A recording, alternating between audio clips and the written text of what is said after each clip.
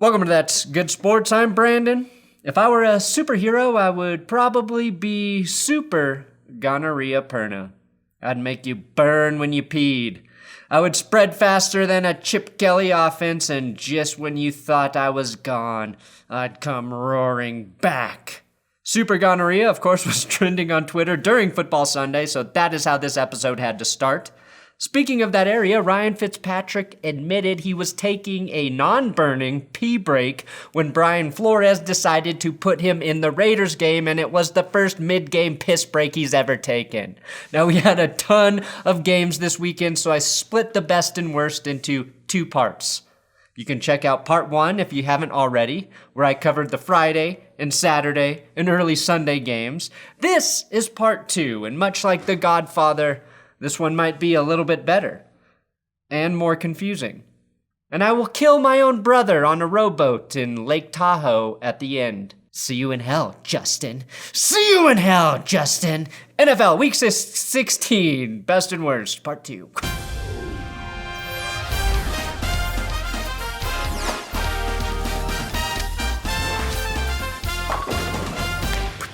Please, if you want dumb football recaps, subscribe to this YouTube channel. I do have Big Dick Patreon shoutouts for new patrons. Matt Wyman, Adam Gase's left nut. Paul, my last name rhymes with fireman. Shireman.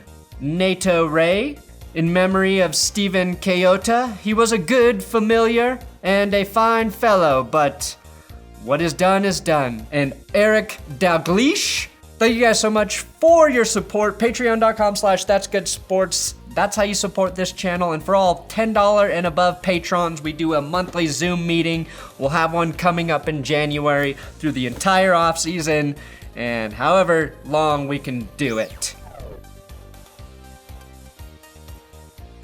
Okay, Broncos Chargers. Worst? The Broncos are so irrelevant right now.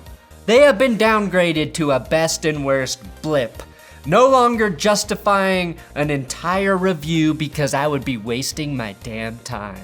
Worst? Here is the hype song played at SoFi Stadium to get things going. And yes, this is technically the biggest crowd the Black Eyed Peas have had in years. Worst? Watching the Broncos' best offensive weapon, Brandon McManus, miss back-to-back 32 and 37-yard field goals, doinking both of them. The Gooch has been frigid recently, and this week it rejected McManny's advances early on, but opened wide for two 50-yard kicks later in this game. Had it been kind early, Denver could have tied or won in overtime, and my only regret is that the Broncos coaches did not let McManus try a 67-yarder to tie the game at the end. It feels almost impossible, and yet I trust that more than a Hail Mary attempt since the Broncos don't have Kyler Murray or Ryan Fitzpatrick playing quarterback. Best, much like Shelby Harris, who was waiting on the birth of his child, John Elway wanted to get this game over with so he could get trashed and scoot on down to a masked orgy on the Sunset Strip. Worst. As my old friend John Nah pointed out on his Twitter account, Bolts Blitz, Justin Herbert set the rookie record for most passing TDs in a season, surpassing Baker Mayfield, if you can believe it. Denver has been very kind to the Chargers. As the team who lets them set records I want to forget. LaDainian Tomlinson, touchdown rushing record, anyone?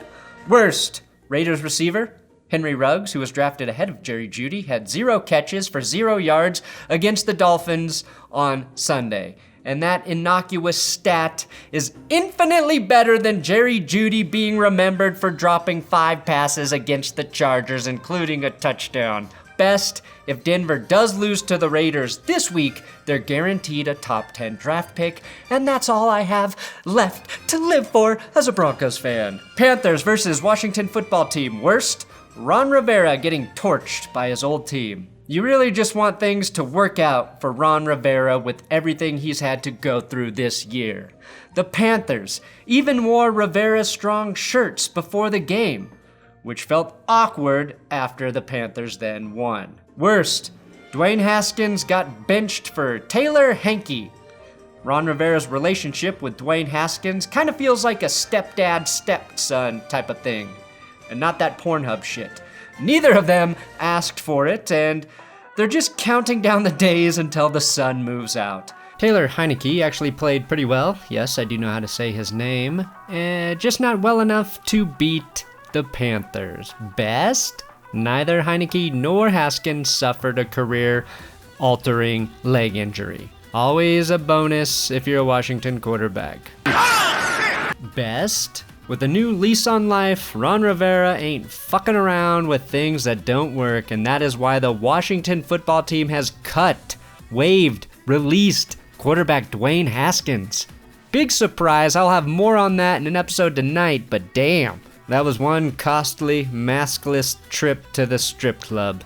Eagles vs. Cowboys. Best? Jalen Hurts throwing an 81-yard touchdown pass to Deshaun Jackson, who torches the Cowboys defense.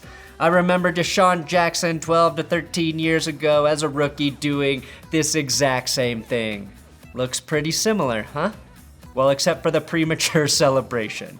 Although, there were probably some Eagles fans prematurely celebrating in this one, only to get hit by the red wave. Look at Wade Phillips here on the Cowboys sideline, and Andy Reid, still an Eagles head coach. He's been in Kansas City long enough that I forget he's an Eagle at heart.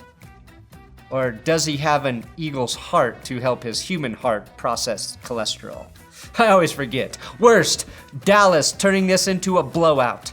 This was a 20-17 game at halftime, and then the red wave drowned the Eagles in a tsunami of America's team's touchdowns. Best? The Red Rifle gets red hot and fires just a dime to CeeDee Lamb, who catches the ball in stride and races for a touchdown. This might be the worst coverage I've seen all year. Andy Dalton recognized that and basically let Amari Cooper thrash the Eagles on a near identical play. The Cowboys offense, again, got red hot in this game with their big three wide receivers each putting together huge numbers. Keeping in theme, Gallup and Cooper posted an identical 121 receiving yards each. Unfortunately, their offensive coordinator, Kellen Moore, looks like he's on the verge of taking the head coaching job at Boise State. Our worst fears are being realized. It's starting to look like we'll be getting a playoff game in Dallas this year. All the things we love about football. The Cowboys in prime time, a Dallas team that's always great in the playoffs, led by a quarterback who always ups his game in the postseason and in the biggest moments. All that stands in front of the Cowboys is a nameless team with a QB who has more metal in him than Metallica. Rams vs. Seahawks. Best? It seems like the Seahawks' previously awful defense is starting to figure it out. They haven't allowed more than 20 points in a game since November 19th. They held Jared Goff to 243 passing yards, 0 touchdowns, and 1 interception. They didn't give up any touchdowns, just 3 field goals, and now it's starting to feel like the Seahawks defense can be good enough to win a game in the playoffs. Certainly good enough to beat the Buccaneers. Worst, Jared Goff broke and dislocated his right thumb in the loss and popped it back into place mid-drive. And somehow Fox didn't have their fancy-ass cameras ready for this shot. I don't pay a ridiculous amount of money to Xfinity every month to not see injuries pop back into place in real time. Now, if you're unsure, the right thumb is indeed a necessary digit for a right-handed quarterback when it comes to throwing a football. Week 17 is a must-win game for the Rams, who can clinch a wildcard spot with a win on Sunday, but they might have to do it with John Wolford at QB. If that name sounds familiar, it's because that's AAF legend John Wolford of the Arizona Hotshots. So, the Rams' playoff hopes will rest on this man's shoulders. If this doesn't scream the Wolf of Ball Street, I don't know what does. Titans versus Packers. Best? Aaron Rodgers put together a potential MVP clinching performance with the whole country watching. Aaron Rodgers was on his A game. 231 passing yards, 4 TDs, 1 to Equanimous St. Brown, 1 pick, which was his first at Lambeau in December since 2015, and he went 21 of 25 passing, which was a completion percentage of 84%. That's the third time this season Rodgers has completed over 80% of his passes. Mahomes did it just once, and unlike Drew Brees, king of completion percentage, Rodgers throws the ball deep, he throws it wide, he throws it to the right, he throws it to the left, and he threw it in the damn snow. Best. Ryan Tannehill faked out the entire Packers defense on this long touchdown run. A lot of people might be surprised to see him hit that extra gear, but I have it on good authority that Tannehill did in fact play wide receiver in college, which is why he didn't trip over his own feet like Daniel Jones 5 yards away from the end zone. Worst, Aaron Jones was clearly out of bounds on this 59-yard scamper, and Tennessee did not challenge. Probably because no one can see where the fuck the sideline is in the snow, but we saw it, and the no call led to Aaron Rodgers' 4th touchdown pass of the night. So it worked out for my MVP conversation. My question though, does Mike Vrabel still have a mustache? I can't tell with his mask on, but I believe an uncovered mustache helps Vrabel challenge that play. Best, rookie A.J. Dillon, you son of a bitch! Had a breakout game to the tune of 124 rushing yards and 2 TDs. Dillon should get some Benchwarmer Brew consideration as the Benchwarmer Player of the Week, coming in place of an injured Jamal Williams and being the first sign the Packers didn't completely fuck up their last draft. We should have known he'd be a difference maker as soon as the AJ Dillon's Legs Twitter account was created. Now, Ryan Fitzpatrick won the Benchwarmer Brew Player of the Week award in part 1. He kind of shared the honor with the quarterback CJ Beathard, and today I want to officially give the honor to Brandon Allen, giving the Bengals their 2nd straight win and outdueling Deshaun Watson. Ryan Finley won last week in place of Brandon Allen, but credit Brandon Allen for coming back in place of Ryan Finley and throwing for 371 yards, 2nd most this week of any quarterback, and forcing J.J. Watt to pander to his fans by saying what we all want to hear. We stink. BenchwarmerBrew.com, that's my coffee. Craft brewed, ethically sourced, organic, high-quality beans. If you're into good coffee, please check it out. If you want to save money, subscribe for monthly subscription shipments. This week I'm changing it up a bit, adding a special edition Super Gonorrhea Award for the team or player exhibiting the most gonorrhea-like symptoms. And this is a compliment. And of course, my Super Gonorrhea player this week is Tom Brady. Brady fever is spreading rapidly due to 2 big games against shit defenses. Super gonorrhea is resistant to antibiotics, so no matter what you do, you can't kill it. Just like Tom Brady. It is dangerous and very uncomfortable, and the best way to get it is by practicing the TB12 method. So congrats, Tom, for becoming the first ever Super Gonorrhea Award winner. On to the Big Dick Players Prestige Awards. Big Dick QB, Andy Dalton. Damn right, everybody has been very hard on the Red Rifle this year, including myself, even though he was in my top 5 Redheads episode, which nobody watched. But he had an excellent game against the Eagles when the Cowboys needed it the most for a chance to win the NFC East. Dalton had 377 passing yards and 3 touchdowns with a 73 completion percentage. For the first time since 2014, we just might see Andy Dalton in the playoffs, and all that had to happen to do it was Dak Prescott breaking his ankle in half. Dalton versus Brady. The playoff game nobody asked for, but it would be the Red Rifle versus Gonorrhea. Who wins in that battle? Big Dick running back goes to Alvin Kamara. Talked about him a lot in part 1. Kamara averaged 1 touchdown for every 25 rushing yards, totaling just 155 on the day. He also averaged a touchdown once every 6.5 offensive snaps for the Saints, which is mind-boggling.